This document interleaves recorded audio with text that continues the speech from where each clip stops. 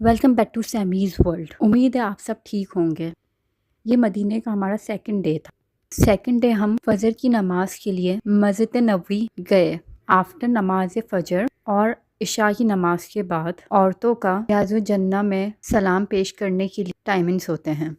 After نماز عشاء بھی عورتوں کے لیے ہوتا ہے اور فجر کی نماز کے بعد بھی، اس لیے ہم نے دوسرے دن نماز فجر ادا کر سوچا کہ ایک ریاض الجنہ میں سلام پیش کر لیں۔ پھر یہ ہے میری ہوٹل کی لابی اور کوریڈور۔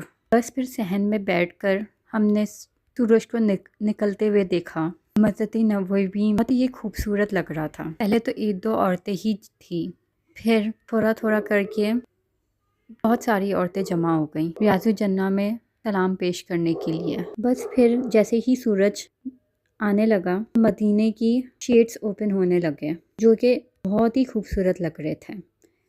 یہ منظر بہت ہی خوبصورت تھا۔ ہم ویٹ کر رہے تھے کہ آدمی کب نکلے اور ہمیں انٹری ملے وہاں سے، ساتھ ہی ساتھ یہ خوبصورت ویدر بھی انجوائے کر رہے تھے۔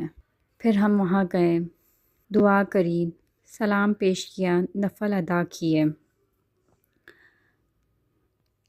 بس ہمارا سجدہ جب ریاض الجنہ کی زمین کو ٹچ کرتا ہے تو بہت مطمئن فیل ہوتا ہے۔ جب دنیا بنانے والا خود کہہ رہا ہے کہ یہ ایک دنیا محض ایک دھوکہ ہے، تو تم کس گمان میں ہو؟ پھر بھی ہمیں یہ بات سمجھ ہی نہیں آتی ہے۔ ہم بس اپنی ہی دنیا میں ہوتے ہیں۔ ہم مسلمانوں کو جھوٹ بولنا بہت ہی آسان لگتا ہے، سچ بولنا مشکل ہوتا ہے، لیکن زندگی میں یہ گلٹ نہیں رہتا کہ ہم نے جھوٹ بول کے دھوکہ دیا ہے۔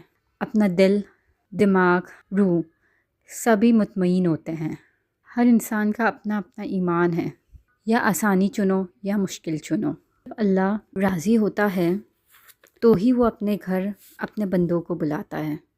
Your name is already written in the guest list of Allah's house۔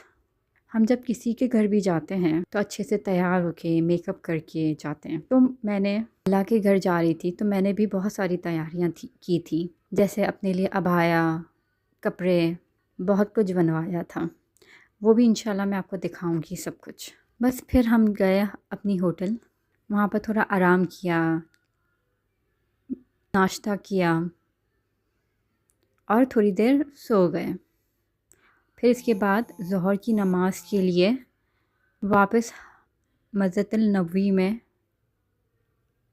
نماز کے لیے گئے۔ پھر نماز ادا کر کے لنچ کے لیے گئے۔ انشاءاللہ پھر ملیں گے اگلے ولاگ میں۔ جب تک کے لیے اللہ حافظ۔